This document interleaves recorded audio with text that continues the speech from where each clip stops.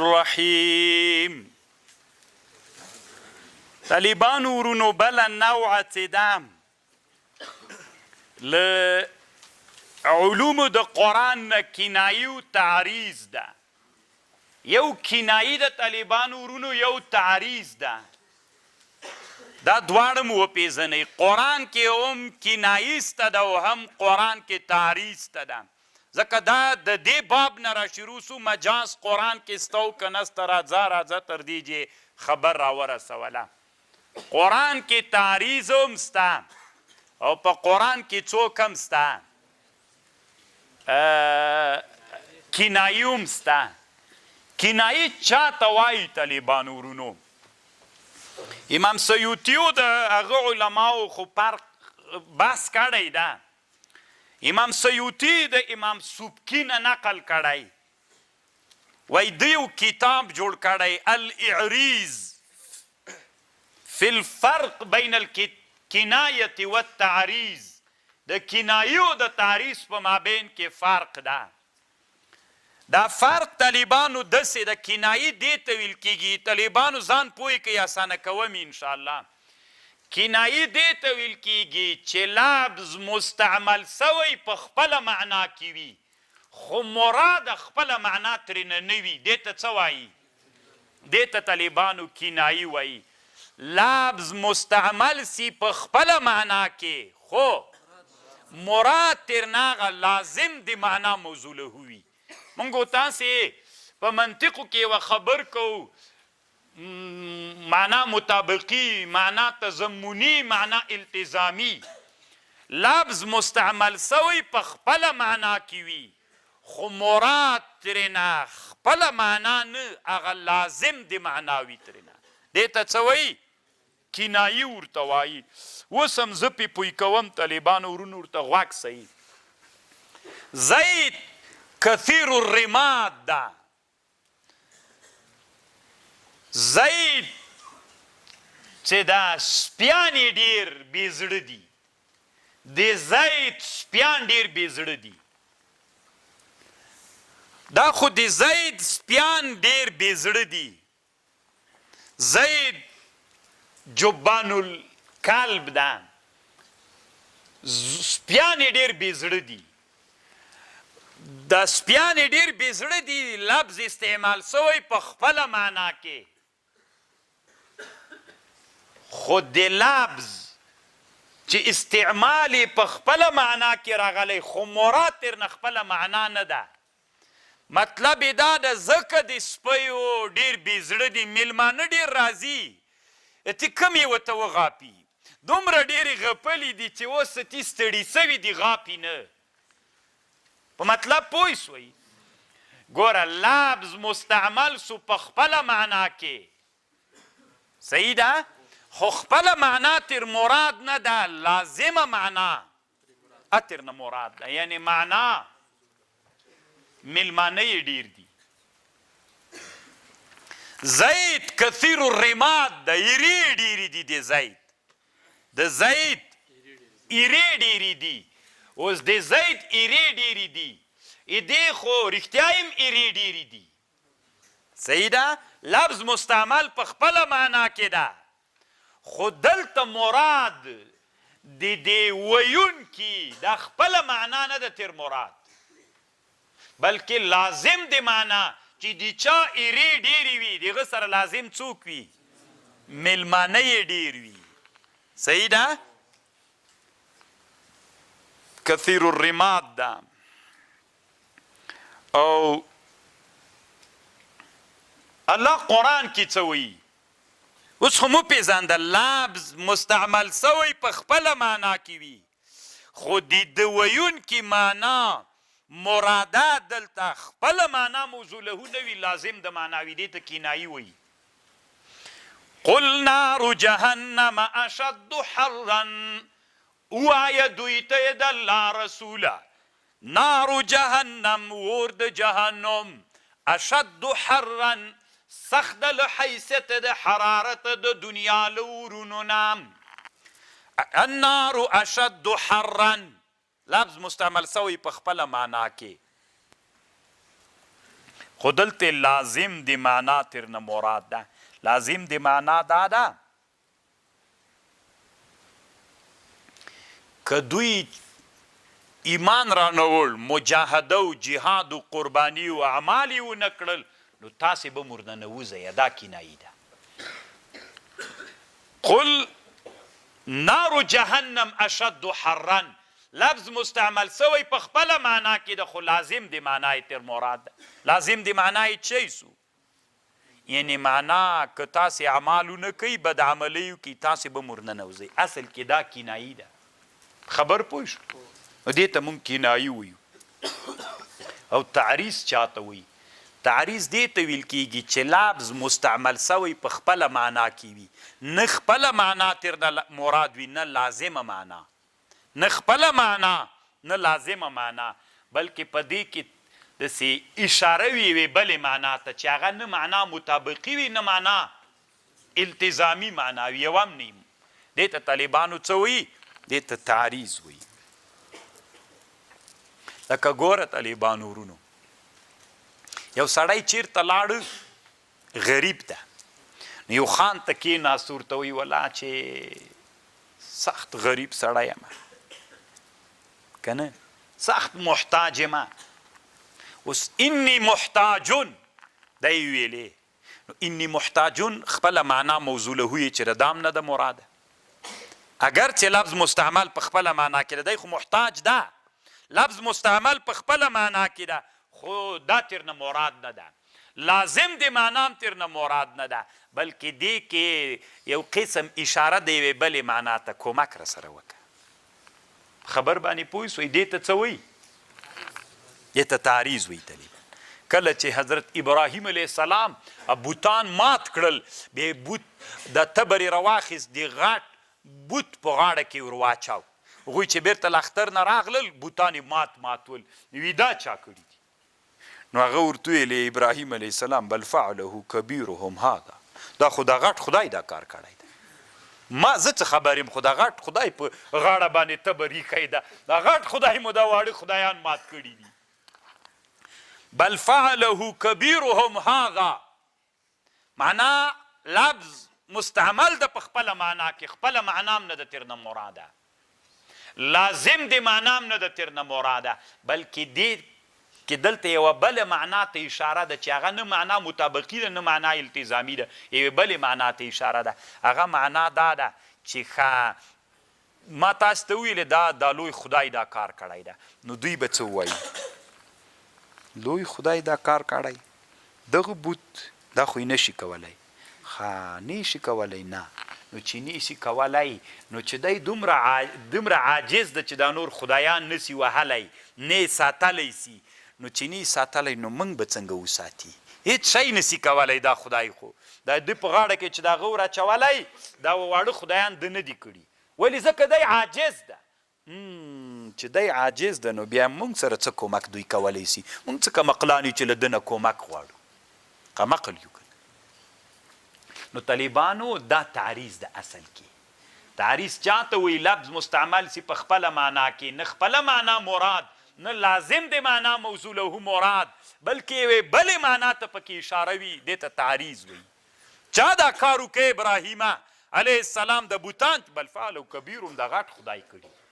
هغوی ویلي چې پوهې دا غټ خدای، نو بل فعله کبیرهم خپل معنا کې استعمال سوی، نه دا معنا مراد ده، نه لازم د معنا موضوع له مراد، بلکې یو بلې معنا ته اشاره ده. هغه دا ده چې تاسو د کومو خدایانو عبادت کوئ، عاجزان دي، هغه دا کار نسي کولی چې بوت په لغته ووهي، په څاپېړه ووهي، نو چې دا نسي کوی، تا سره به څه کومک وکړي؟ باران و زوی و دا کارونه خو بیخي نشي کړلی. تاسې اوس په خبر پوه شو؟ یو تعریض سو، یو کنایي شو. بل طالبانو بحث د حصر او د اختصاص بحث ده، چې دا هم د علومو د قرآن نه یو لوی علمي بحث ده.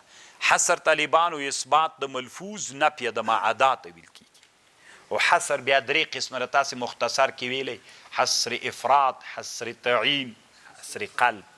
که نه انواع به طالبانو مخاطب ته ګوري، که د مخاطب عقیده د اشتراک و چې دواړو دا کار، زید هم ولاړو، عمر هم ولاړو، نو ته به د ده داسې عقیده وه. نو که ته غواړې چې د ده هغه کې چې نه یو ولاړو انما زید قایمون، بیا دا طالبانو دې ته قصر افراد وي. مخاطب داسې عقیده درلودله چې اوس زید ولاړو که عمر شکمن و، نو ته به ورته ویې طالبانو چې تا تعین وکړه انما زید قایمون، دې ته قصر تعین وي، قصر قلب. د عقیده درلودله چې زید ولاړو، تا ورته ویلې انما عمر قایمون، دې ته قصر قلب وي. طالبانو ستي خو تاسو ته معلومه ده، طالبانو ورونو دا مو زده کړې ده.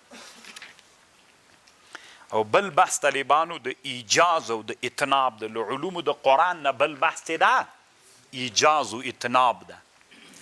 طالبانو ایجاز دې ته ویل کیږي، ایجاز چې یو لفظ او معنا دواړه سره،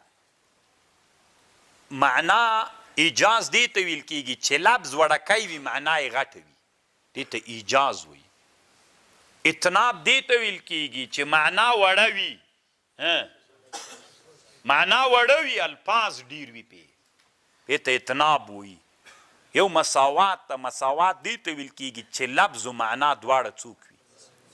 تاسې که فکر وکئ طالبانو، کله کله یو انسان په یو مجلس کې غږیږي او مجلس ډېر تنګ وي، دی غږیږي خبره ډېره وړه خبرې، خو دنه د الفاظ دومره غټ سي هدف ووایه، خبر باندې پوه شولې. نو قرآن کې ایجاز هم سته، قرآن کې اتناب هم سته. او بل ګوري تاسې دې ته فکر وي طالبانو ورونو، دا اتناب تاسې چې دا تعریف واورېده چې الفاظ څوک وي، ډیر وي او معنا څوک وي، دې ته اتناب وي. نو فکر داسې کوي چې دا اتناب خو نو دومره ډیر ښه نه ده. نه طالبانو، کله کله اتناب څوک وي که نه. معشوق طالبانو، عاشق له معشوق سره ناست دي، نو د عاشق ورته وایي، دا معشوق ورته وایي د عاشق ته وي زه در باندې ګران یم که نه، همداسې ورته وایي. نو دی ورته وایي چې و خلاصه شوه که نه، خلاصه شوه که نه. خو دی طالبانو دلته نورې مقدمې ورته ږدي، د اتناب چې کوي ډېرې خبرې نورې ورته کوي که نه داسې، نو خو لنډ ورته وایي چې و. خدای طالبانو هماغه دی و معنا دی په نور الفاظو کې راوړي، الفاظ دومره ډیر کې هغې کې ځان ته یو خوند وي، ټکي ته فکر وي، داسې نه ده چې اتناب کله کله د بلاغت بحث وي که نه. موسی علیه السلام نه طالبانو علما وایي موسی علیه السلام نه الله پوښتنه وکړه، ګوره طالبانو یو څوک چې د رب العالمین سره خبرې کوي نو خو ضرور به یې څنګه کوي، خوند ورکوي چې اوږد سي. موسی علیه السلام ته الله ویلي وما تلک بیمینک یا موسی، دا ښي لاس کې دي چې نیولي، ده ورته ویلې هي عصایه، بس خلاص سو که نه، جواب سو. دی ورته وی هي عصایه اتوکأ بها واهش بها على غنمي ولی فیها معارب اخرى. اوږده یې کړه طالبانو. د اتناب کې څوک خوند طالبانو، په اتناب کې څوک دې کې ځان ته یو خوند طالبانو. تفسیر روح البیان کې لیکلي دي، داسې یو خوب یې ذکر کړی طالبانو. یو عالم خوب لیدلی، وایي زه د لنډ به یې وایم، وایي د بیت المقدس جومات ته لاړلم، خوب مې لیده چې د بیت المقدس د جومات ګمبزه داسې خلاصه سوله، چوکونه راوړل، څه غټې غټې چوکیګانې، انبیا علیه السلام راغلل، په دې چوکیو کې کېناستل، دې طرف ته علما عام خلک کېناستل، رسول صلی الله علیه وسلم مو وایي هغه پوښتنه وکړه، حضرت موسی علیه السلام له محمد رسول الله نه پوښتنه وکړه صلی الله علیه وسلم چې تا یو حدیث ویلی د علماو امتي که انبیاو بني اسرائیل، دا حدیث دروغ ده طالبه، زه م وایم چې خوب چا لیدلی، هلته خوب نه. وی موسی علیه السلام هغه ته مخ ور واړو رسول علیه السلام ته چې تا یو حدیث ویلی چې علماو امتي که انبیاو بني اسرائیل، زه خو د بني اسرائیلو نبي یم او تا ویلي چې ما علما لکه د انبیاو، نو هغې علماو کې یو ما ته راوښی. و امام غزالی رحمه الله مجلس کې ناست وی، رسول الله ورته اشاره وکړه چې هغه وی موسی علیه السلام په امام غزالی سوالونه وکړه، وی چې سوال یې پې وکړه، هر سوال به چې موسی علیه السلام په امام غزالی وکړه، وی لس جواب به یې ورکول. وی موسی علیه السلام ورته وخندل، ورته ویلې یو سوال کوم لس جوابه ولې راکوې. وی امام غزالی صاحب ورته ویلې چې تا نه الله پوښتنه وکړله، وما تلک بیمینک یا موسی، نو تا ولې دومره جوابونه اوږده کړه که نه؟ نو خو ته به وې چې ما ته یې خوند راکړو، خو ته هم د الله اولوالعزم نبي یې چې زه ډېر درسره غږېږم، خوند راکوي. والله اعلم طالبانو خو علما تاریخ کتابونو کې دا خوب ذکر کوي، خو حدیث صحیح نه ده طالبانو. نو ایجاز تاسې مختصر ویلی طالبانو، مختصر کې ایجاز هم بلاغت ده او اتناب هم طالبانو کله کله بلاغت د یو څه دپارې څه دپارې څه دپارې، اتناب هم طالبانو د بلاغت یو بحث ده.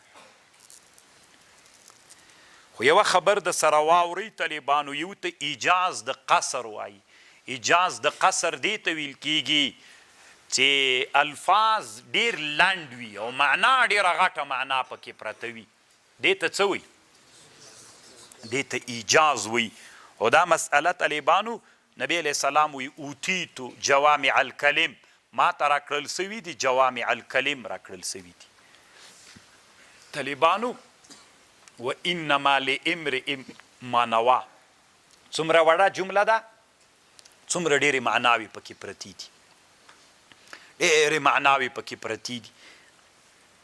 رسول صلی الله علیه وسلم یو څه داسې احادیث دي جوامع الکلم، هغه څه د علي قاري صاحب یو کتاب جوړ کړی ده د رسول علیه السلام جوامع الکلم یې راجمع کړي دي، پکې ډېره وړه خبر ده خو ډېره غټه معنا پکې پرته ده. مستقل شرح علماو په الدین النصیحه لله ولرسوله ولأئمة المسلمین. نو دا طالبانو یو وړکی حدیث ته دومره غټې معناوې پرتې دي، علماو پې باندې شرح کړي دي. نو ایجاز دې ته ویل کېږي چې معنا ډېرې معانی ولري او الفاظ څوک وي. انه من السلیمان، انه من السلیمان و انه، دا طالبانو علماوی ډېرې لویې معناوې پکې پرتې دي. قل هو الله احد څه ده؟ دا یو صورت ده. علماوی دا تنا څلوېښتو فرقو باندې په قل هو الله احد کې رد ده، څلوېښتو فرقو باندې څومره لویه معنا پکې پرته سوله. اخرج منها ماءها و مرعاها، دا یو آیات ته طالبانو اخرج منها ماءها و مرعاها، دا مرعاها طالبانو دومره ډېرو معنی ورته ور شامل د لرګي، میوې، پاڼې، واښه، مالګه، اور، لرګي، ټول شیان الله له مځکې راویستلي و، ډېره معنا پکې پرته ده. خو په دې باندې امام سیوطي وایي وقیل یا ارض ابلعي ماؤک، یا ارضو ای مځکې اوبه دې راټولې کړه. دې کې امام سیوطي ما مستقل کتاب جوړ کړی، لفظ یو لفظ د ډېرې معانی وي پکې پرتې دي. لکم فی القصاص حیاتون، تاسې مختصر کې دا ویلي که نه، یو هغه هلته تبتزاني ذکر کوي چې دا یې معنا ده، یو لفظ د ډېرې معنا پکې دي. نو قرآن طالبانو ایجاز هم پکې ډېر ده، نو ایجاز په خپله بلاغت ده. نو الله عز وجل قرآن کې ډېرې معناوې اچولي دي. اوس لکم فی القصاص حیاتون دې کې ډېرې معناوې دي، قرآن کې هم طالبانو ډېرې معناوې دي. کوشش وکړئ چې د قرآن په معانیو باندې ځان پوه کړئ.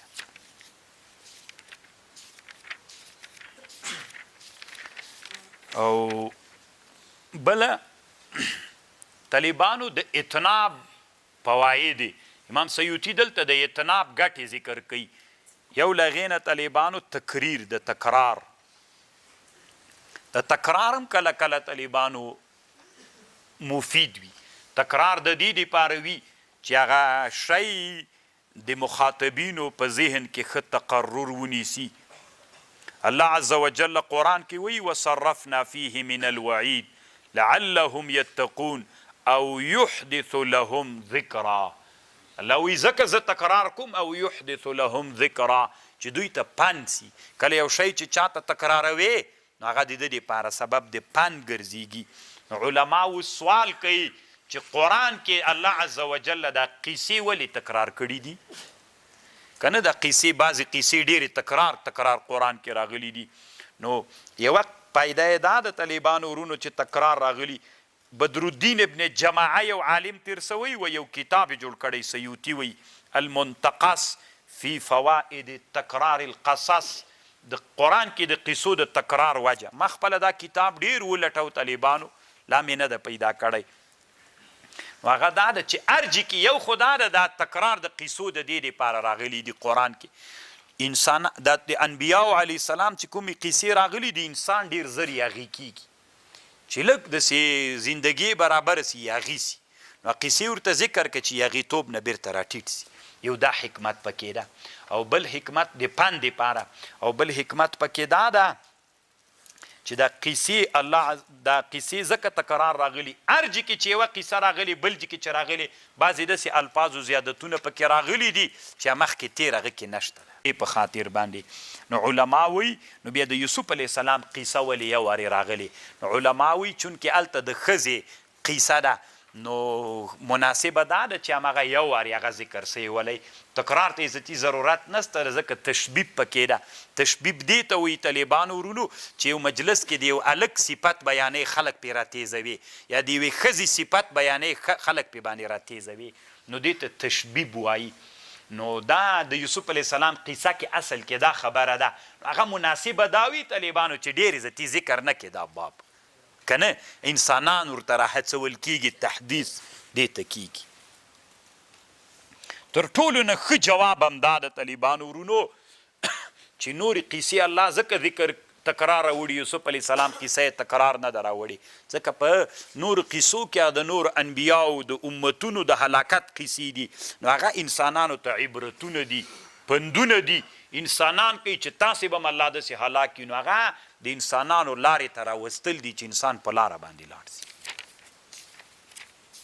نو تکرار د قیسو دا وجه یو دی طالبانو نور ډېر بحثونه کوي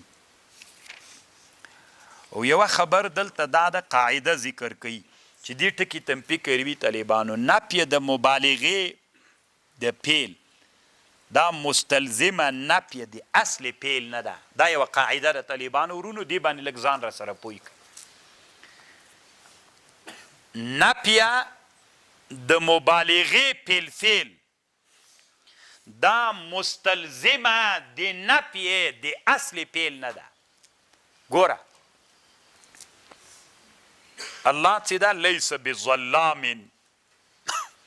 لیس بظلام للعبید الله ډېر ظلم کوونکی په بندگانو نه ده دلته نفی د چا سوی د مبالغې د پیل ظلم پیل ده که نه الله نه ده لیس بظلام للعبید نه ده نفی د مبالغې د پیل سوی نفی د مبالغې د پیل چې وسوله دې سره نفی د اصل پیل نه راځي نو خو معنا یې داسې سوله الله ډېر ظلم کوونکی نه ده خو دا معنا طالبانو چې لږ ظلم کوونکی ده نعوذ بالله خو یو نفس پیل ده یو مبالغه پیل ده دلته نفی د چا راغلله د مبالغې پیل راغله اصل پیل خو نه ده څنګه سوی خو نه ده نفیه سوی نو نفی د مبالغې د پیل چې راغله هغې سره نفی د اصل پیل نه راځي نو اوس اصل پکار خو داسې و چې الله نه نفی د اصل پیل چې ظلم دغه باید سوی وای نه نفی د مبالغې نفی د مبالغې د پیل مستلزم نفی د چا لره نه ده دا یوه قاعده ده طالبان نو چې قاعده سوله نو اوس رواخله د الله دغه صفت چې لیس بظلام للعبید نو خو دا من الله ډېر ظلم نه کوي نعوذ بالله دا من لږ کوي نو طالبانو دلته امام سیوطي رحمه الله څه جوابونه کړي دي یو جواب یې دا ده چې ګوره ظلم خو چې سړی کوي د فایدې دپاره یې کوي ګټې پکې وي خوند تېر نه اخلي نو الله ته په ظلم کې نعوذ بالله بیخي ګټه نسته ده نو چې ګټه نسته ده نو ډېر ظلم چې الله نه کوي نو لږ خو خود نه کوي نو د الله په حق کې داسې معنا ده لیس بظلام الله ډېر ظلم نه کوي ولې نه کوي ځکه ظلم چې څوک کوي ګټې یې پکې وي اوس سړی چې بادشاه ظلم کوي د دې په خاطر کوي چې پاچاهي مې وساتل سي نو الله ګټه یې پکې سوله الله عز وجل طالبانو ظلم خو نه کوي ځکه ظلم کې ده ته ګټه نسته ده بادشاه ظالم ته خو ګټه دا وله بادشاهي ساتل کېږي د بادشاهي د الله بادشاهي خو څوک نسي ړنګولی نو ښه چې الله ډېر ظلم نه کوي نو ډېر ظلم کې ډېره څوک وي ډېره ګټه وي نو چې ډېر ظلم الله نه کوي نو لږ خو په طریقه اولا نه کوي نو لیس بظلام للعبید کې دلته د قاعدې په لحاظ باندې دا خبره داسې ده خو طالبانو امام سیوطي رحمه الله وروسته دې مسله باندې بیا یو بل بحث کړی ده هلته یوه بله خبر کړي دا مبالغه طالبانو دوه قسمه ده یو مبالغه د زیادت فی الفعل ده یو مبالغه د زیادت فی التعدد د مفعولاتو د طالبانو ګوره یو زیادت مبالغه څه یو زیادت د فعل ده لیس بظلام الله ډیر ظلمونه نه کوي یو ظلم دوه ظلمه درې ظلمه فعلونه چې ډیر سي فعلونه ډیر سي یو طالبانو مبالغه کې یو زیادت د فعل وي لیس بظلام الله ډیر ظلمونه نه کوي ظلمونه یو ظلم دوه درې څلور لاس پنځوس سل زر فعلونه سول کنه په ده ظلم په ده ظلم په ده ظلم فعلونه سول یو مبالغه په تعدد یو مبالغه د زیادت په فعلونو کې یو مبالغه په تعدد د مفعولاتو کې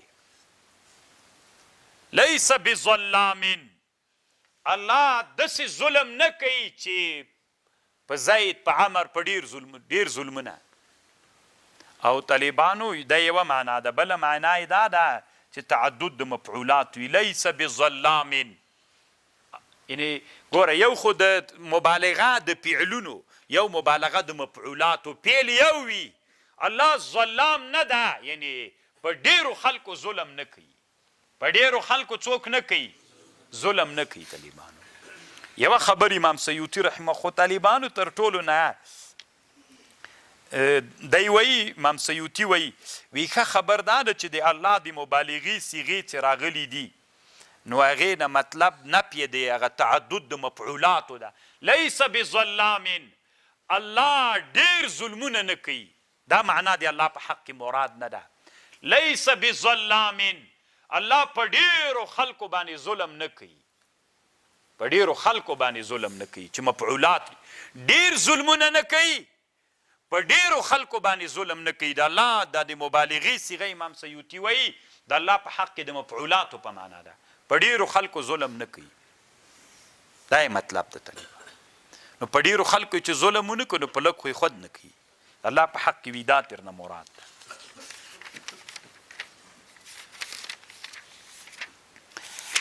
او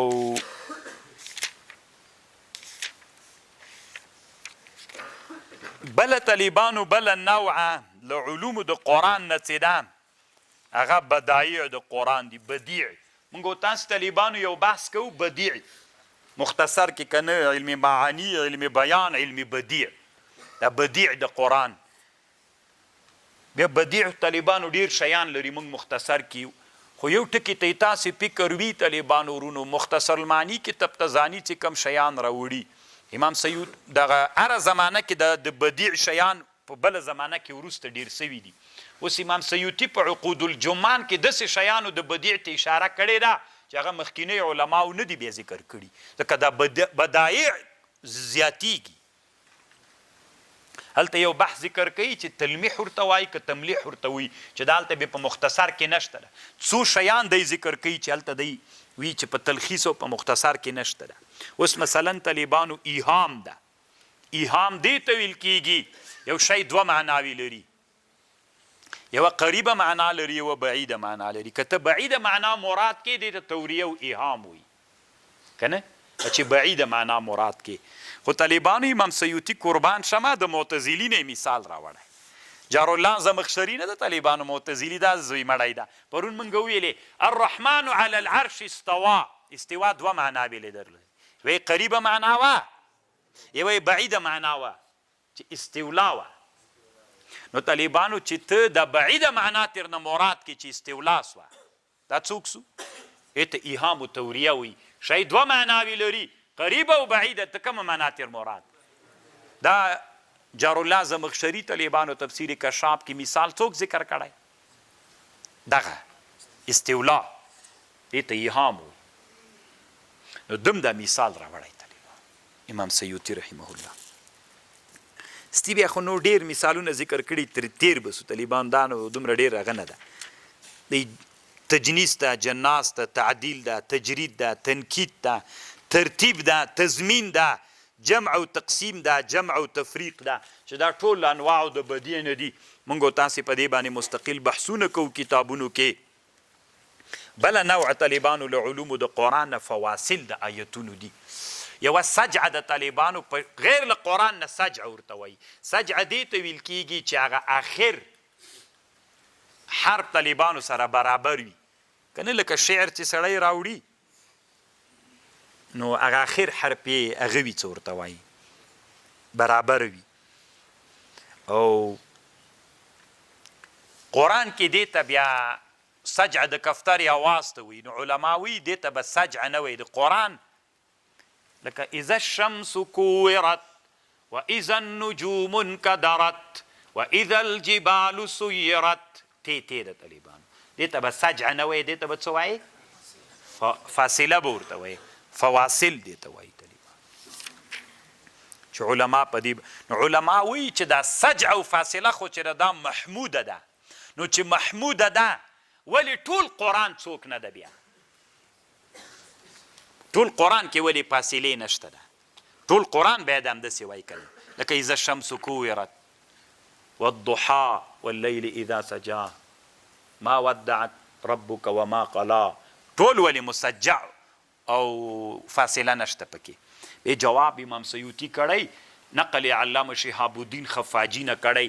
دا د دې په خاطر باندې طالبانو ورونو د قرآن الله نازل کړی ده د انسانانو د عربو د لغت د هغوی د عرف و د عادت مطابق نازل کړی.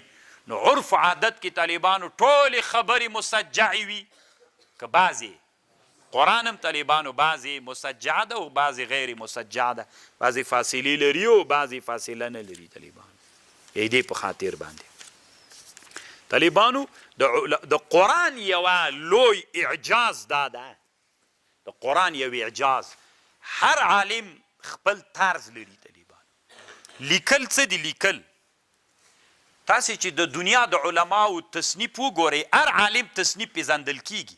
دا اوس طالبانو دنیا کې ډېرې مخطوطې پرتې دي، داسې مخطوطې دي چې دغه عالم نوم نسته پېژني چا تألیف ده. خو بعضې علما ماهرین یې داسې ګوري د هر عالم طرز د لیکلو ورته معلومه ده، طرز نه یې معلوموي چې دا د پلانکي عالم ده که نه. اوس د ما د خط طرز د ده د خط د طرز نه بدل تاسې همداسې ده که نه طالبانو؟ کوټه کې چې کوم ملګري د هر طرز دی بل، او بل دا د خبرو طرز. دا اوس افغانستان کې نعتخوانان څه دي؟ د نعتونه چې وایي د هر یو طرز له بل نه بدل ده که نه. اما طالبانو قرآن الله داسې معجز کلام نازل کړی ده چې د قرآن 114 آیتونه لري. 114 آیتونه د قرآن هر یو بیل بیل طرز لري. که دا رسول الله نعوذ بالله له ځانه جوړ کړی خو یو طرز به یو 114 طرز لري. هر صورت طالبانو ځان ته طرز لري. خبر پوهیږئ؟ او بل طالبانو بله نوع العلوم د قرآن نه فواتح د صورت دي. طالبانو علما د علم بیان وی دا یو لوی بلاغت ته چې حسن الابتداء کې څوک کې حسن الابتداء کې حسن الابتداء چاته وی طالبانو ورونو؟ حسن الابتداء دې ته ویل کېږي چې په اول د کلام کې داسې خبرې راوړې چې هغه مخاطبین دې ته شوقمن کړي چې د تا وروستنۍ خبرې م واوري. دې ته حسن الابتداء وي. او دا د علم معانیو د علم بیان بحث ده. او یا براعت ګوره طالبانو دوه شیان ډېر ښه دي. دې ته فکر وسیږه طالبانو. الله مو علما کا کله مو چې تقریر کو یو مجلس ته چا غوښتلي وي دوه شیانو ته باید فکر وي. یو په مقدمه کې داسې خبرې وکړه چې خلک را جذب کې دې ته چې وروستنۍ خبرې دې واوري. یو دې ته حسن الابتداء وي. دویم دا ده چې په دې مقدمه کې براعت الاستهلال وکړه، داسې خبرو ته اشاره وکړه چې هغه عنوان سي چې د ما وروسته معنون په دغه موضوع باندې خبرې مې دا دي که نه. لیکلي دي ګوړه نسته د دکان کې ګوړه یي. دا طالبانو ښه کار نه ده که نه. نو طالبانو ورونو دې ته فکر وي. دا دواړه د علم بیان علما وي دا د بلاغت یوه برخه ده. حسن الابتداء یو خلک را جلب کړي چې نورې خبرې دې واوري. او که تا اول نه داسې شروع وکړه نو خلک دې زړه توري کړل خبرې دې وروستنۍ نه اوري. حسن الابتداء براعت الاستهلال.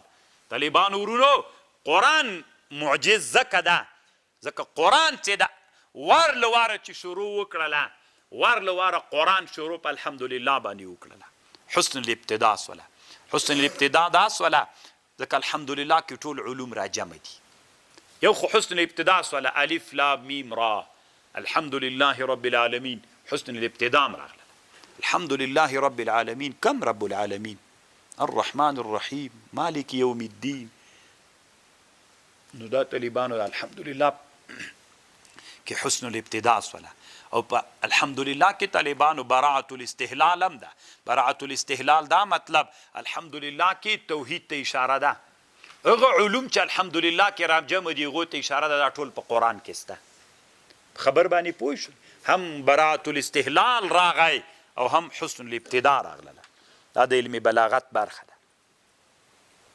لکه طالبانو مشهوره داسې دی وي دنیا کې ټول علوم په آسماني کتابونو کې دي د آسماني کتابونو علوم قرآن کې دي د قرآن ټول علوم الحمدلله کې دي نو الحمدلله براءة الاستهلال سکنه او بل طالبانو ورونو مناسبتونه د سورتونو د آیتونو دا هم د اعجاز یوه برخه ده دا آیات لدی آیات سره څه مناسبت لري دا صورت لدی صورت سره څه مناسبت لري دا طالبانو دا مناسبتونه هم د اعجاز یوه برخه ده او په دنیا کې علماو په دې ډېر کتابونه جوړ کړي امام سیوطي وایي چې پلانکي عالم جوړ کړی پلانکي عالم و امام پې جوړ کړی ده د وړکی کتاب د ما سره شته طالبانو او غټ کتاب چې دی خپل هم صفت کوي د علامه برهان الدین بقاعي کتاب ده نظم الدرر فی التناسب الآیاء والصور ما سره دا تفسیر سته طالبانو دی برهان الدین البقاعي شافعي دی شافعیان به منی طالبانو الله پاک په علومو کې ډېر لوی مهارتونه ورکړي موږ غمدار طالبانو موږ خپل منځ کې اخته سو داسې دې ویلې داسې دې ویلې څه کوې مزل کوه څه دې ویلې هر انسان له بل انسان سره خبله بدلی نو ډېر ښه تفسیر ده دا صورت له صورت سره آیات له آیات سره په تناسب باندې بحث کوي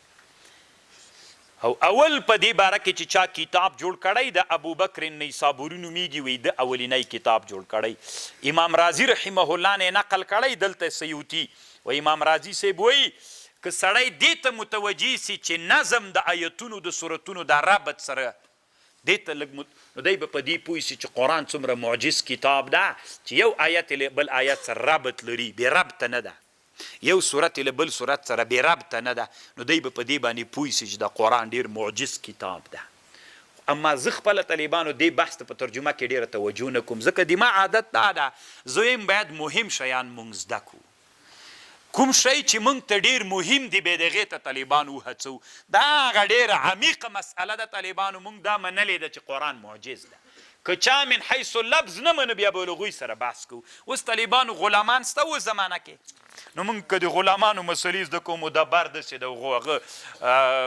مدبر داسې ده ام ولده موږ څه کوو طالبان نن شته ده نه که دا الله یو زمانه راوستل هغه زمانه کې څوک سولې مسلمانانو دومره قوت پیدا کړو چې د غلامانو بازارونه بیرته ګرم سول بیا موږ څنګه وکړو بیا طالبانو بیرته غلام وپېژنو ټول به وپېژنو نو د ما خپله موضوع دا د طالبانو داسې نه زه منم چې دا د اعجاز برخ ده زه خپله په دې موضوع باندې ډېر تمرکز نه کوم بحث نه پې کوم